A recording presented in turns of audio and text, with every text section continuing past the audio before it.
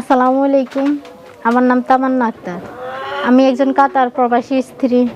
তো আমার হাজব্যান্ড কাতার থেকে ছুটিতে বাড়িতে আসছিল। তো আমার মুরগি পালা দেখে উনি উৎসাহিত হয়ে উনিও সহযোগিতা করতে চাইছিল, এখন করতো। এমনকি লাভজনক দেখে উনি আর কাতারে যায় নাই, আমার সাথে ফার্মে কাজ করতেছে। তো আমরা দুজনে মিলে এটা শুরু করতেছি, আবার নতুন করে আবার নতুন প্যারেজ দিয়ে। যদি কেউ আমার মতন আপনারা যদি পালতে চান অবশ্যই পালতে পারেন, কোনো সমস্যা নেই। এটা বাচ্চা চাইতেও বেশি, ডিমের চাইতেও বেশি, এমনকি মাংস চাইতেও বেশি। এটা প্রচুর লাভজনক, যার কারণে আপনারা এটা অল্প দিয়ে শুরু করতে পারেন। সংসারের কাজের পাশাপাশি আপনারা এটা পালতে পারেন, বাড়তি আয় করতে পারেন টাইগার মুরগি দিয়ে। সুপ্রিয় দর্শক, আসসালামু আলাইকুম। আপনাদেরকে স্বাগত জানাচ্ছি নতুন একটি প্রতিবেদনে। দর্শক বন্ধুরা, আজকে আমরা চলে এসেছি কুমিল্লার লাকসামে। আমরা আছি তামান্না আপার টাইগার মুরগি খামারে। তামান্না আপার ছোট্ট একটি খামার রয়েছে, সেই খামার থেকে তিনি ডিম বিক্রি করেন, পাশাপাশি বাচ্চা বিক্রি করে সংসারে বাড়তি আয় করছেন। আমরা আজকেও চলে এসেছি আপার খামারে এবং আপনাদেরকে দেখাবো যে তামান্না আপা সেই ছোট্ট খামার থেকে কিভাবে বাড়তি আয় করছেন টাইগার মুরগির বাচ্চা বিক্রি করে। বিস্তারিত কথা বলছি আপার সাথে। আসসালামু আলাইকুম আপু।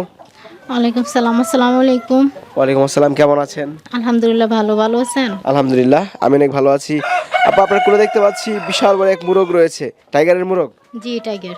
আচ্ছা, ওজন কেমন আছে এটা? ওজন 4.5 কেজি। 4.5 কেজি? জি। তাহলে তো ধরে রাখতে কষ্ট হচ্ছে আপনার। না না, তেমন না। আচ্ছা আপা, আপনি কত বছর হলো মুরগি পালন করছেন? তো দুই আড়াই বছর তো হবেই। 2 বছরের উপরে? জি জি। আচ্ছা আপা, আপনার গড়টা আগে যেমন দেখে গিয়েছে এখন কিন্তু এরকমই আছে। আপনি বলছেন যে মুরগির সংখ্যা বৃদ্ধি করেছেন, শেড তাহলে কয়টা আপনার?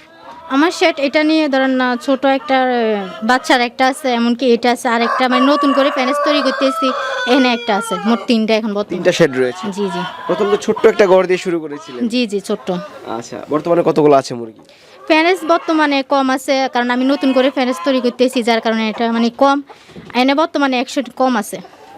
প্যানেজগুলো বিক্রি করে দিচ্ছেন? হ্যাঁ, এটি বিক্রি করে দিতেছি। এটি প্রায় ডিম পাড়া একটু কমে আসছে, ডিম তেমন একটা পারে না আগের মতন, এই কারণে বিক্রি করে দিতেছি। আচ্ছা, প্রচুর বাচ্চাও দেখতে পাচ্ছি। বাচ্চা আছে কতগুলো? বাচ্চা আছে মোটামুটি ভালো, ওই বাচ্চা আছে।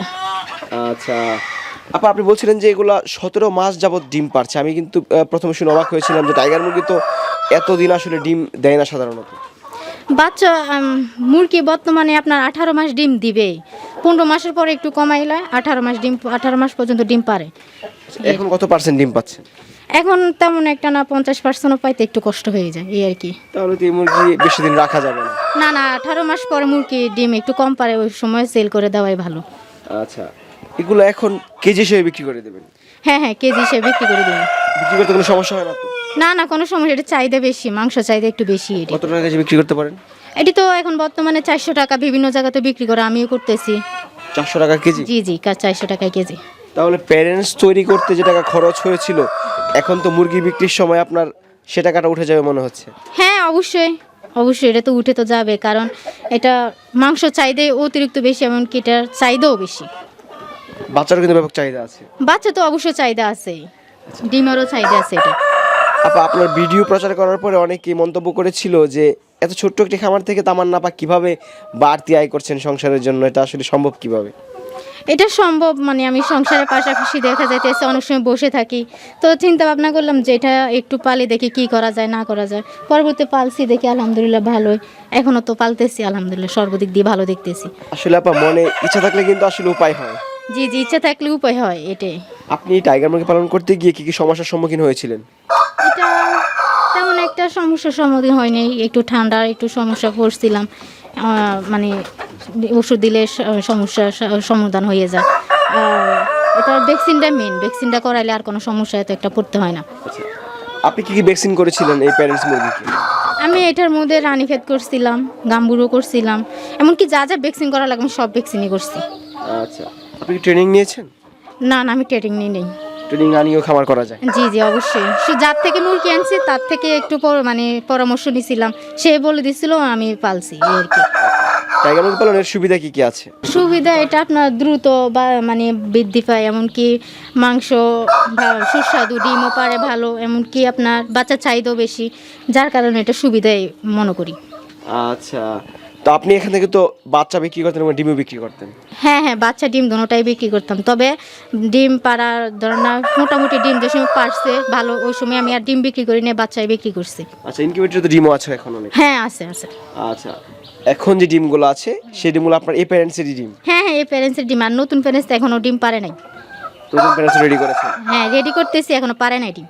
আচ্ছা আপা, বিশেষ করে নারী উদ্যোক্তারা টাইগার মুরগি পালন করে বেশি, কারণ কি?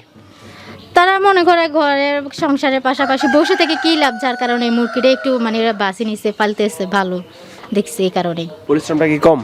হ্যাঁ অনেক কম, তেমন কোনো পরিশ্রম নেই। এই যে বাচ্চাগুলো আপনারা বিক্রি করেন, এগুলো পাঠান কিভাবে?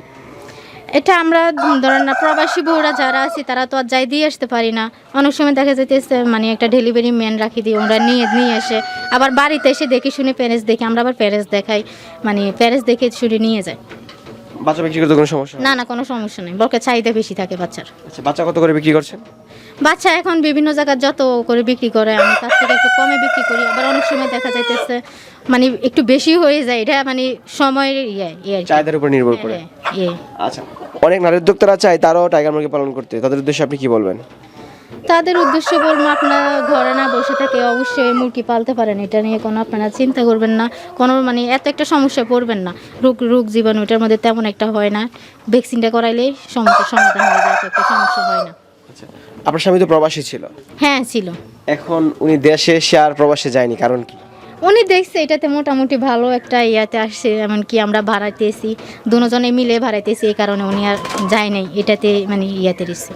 তার মানে কি আপনার স্বামীর প্রবাস জীবন থেমে গেল শুধু টাইগার মুরগি খামার করার কারণে? অবশ্যই অবশ্যই, আপনারাও পালে দেখতে পারেন, আমরা যদি বলি আপনারাও পালে দেখতে পারেন, অবশ্যই ভালো, এটা খারাপ না। আচ্ছা, দর্শক, তামান্না আপার স্বামী কিন্তু প্রবাসী ছিল। তিনি প্রবাস থেকে দেশে এসে যখন দেখলেন যে টাইগার মুরগি খামার থেকে কিছু টাকা আয় করা আসলে সম্ভব, তখন কিন্তু আর তিনি প্রবাসে পাড়ি জমাননি।